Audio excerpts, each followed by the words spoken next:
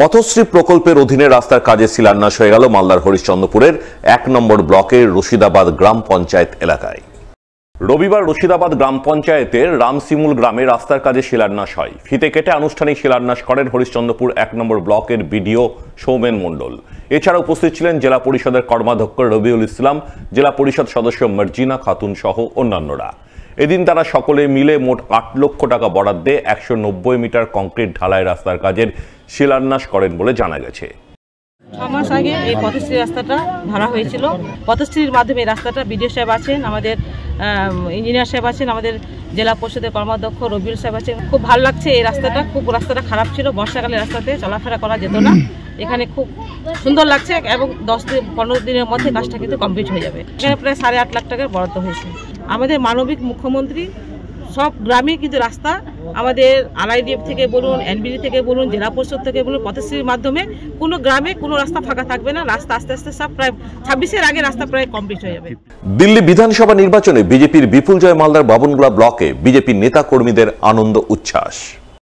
বাবনগোলা দলীয় কার্যালয়ের সামনে বিজেপির বাবনগোলা ২ নম্বর মণ্ডলের নেতা কর্মীদের বাজি পটকা ফাটিয়ে গেরুয়া আবির উড়িয়ে জয় সেলিব্রেশন কর্মসূচির রূপায়ণে হাজির বিজেপির মণ্ডল সভাপতি অমিত ঘোষ সহ অন্যান্যরা। আমাদের যে দিল্লি বিধানসভা নির্বাচন, সেই বিধানসভা নির্বাচনে ভারতীয় জনতা পার্টির অভূতপূর্ব সাফল্যের জন্য দিল্লির সাথে সাথে ভারতবর্ষের বিভিন্ন রাজ্যে এবং আমাদের পশ্চিমবাংলারও বিভিন্ন জেলায় মণ্ডলে আর সেই উৎসবকে, দিল্লির যে অভূতপূর্ব জয় ভারতীয় জনতা পার্টির হয়েছে, সেই উৎসবকে আমরাও আজকে ভারতীয় জনতা পার্টি বাবনগোলা মণ্ডল 2 এর তরফ থেকে আমরাও আজকে আবির মাখলাম এবং সকলে মিষ্টিমুখ করলাম। দিল্লি জয় মালদার বসুন্ধরাগড়েও বিজেপি নেতা কর্মীদের আনন্দ উল্লাস জয় সেলিব্রেশনের ছবি নজরে আসে। সকলে মিলে বসুন্ধরাগড় এলাকায় বিজয় মিছিল করেন।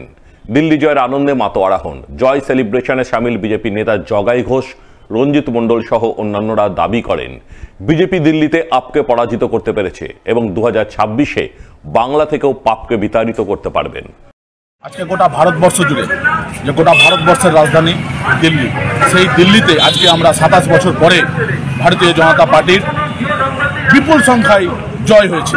আজকে আমরা দেখেছি দুর্নীতিবাজ অরবিন্দ কেজরিওয়ালকে 4000 ভোটে ভারতীয় জনতা প্রার্থী হারিয়েছেন এবং এটা ভারতীয় জনতা পার্টির জয় নয়, সাধারণ মানুষ উৎসাহিতভাবে মোদীকে দেখে, মোদীর উন্নয়নকে, বিকশিত ভারতকে দেখেই এই দিল্লির জয়।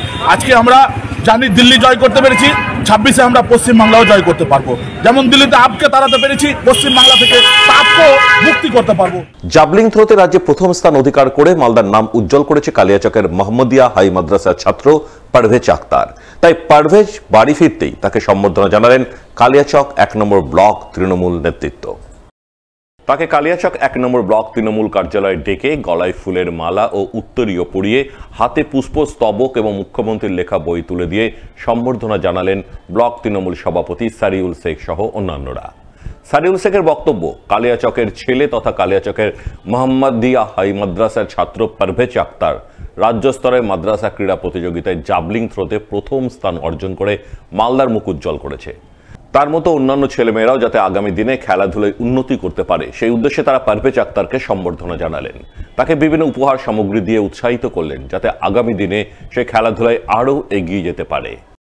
মোহাম্মদিয়া হাই মাদ্রাসার ছাত্র পারভেজ আক্তার আমাদের কালিয়াচকের নাম রোশন করেছে এবং জাভলিংয়ে রাজ্যে আমাদের প্রথম স্থান অধিকার করেছে।